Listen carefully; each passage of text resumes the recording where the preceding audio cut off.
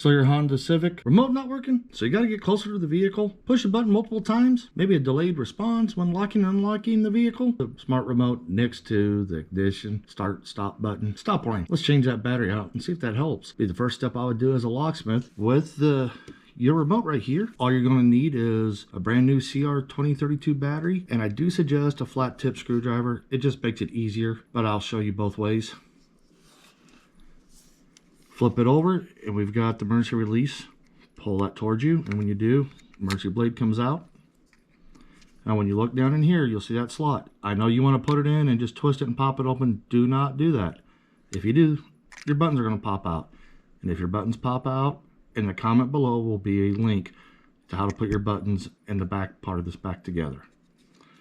What I like to do is put it in and just twist the two, and you're here. Just one pop like that.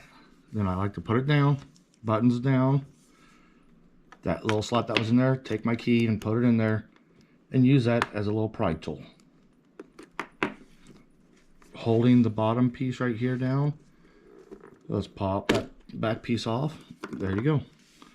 Now you can turn around and use your finger and push in if you got fingernails to get it to pop up. I don't have fingernails, so I like to take my flat tip and come in right under that little corner, push it in, and when you do, you just slowly rotate, and that side popped up. Walk over this side over here and twist it, and the battery popped right out. Now let's go ahead and grab a new battery. It's not product placement, these are just the ones I use. Now positive side up.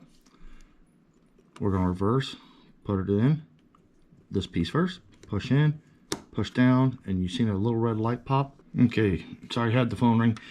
So we got the battery in, take this housing, the back of it, I like to push down on it, and when you do, squeeze, that side snapped, work your way around, and it snapped. Put your emergency blade back in.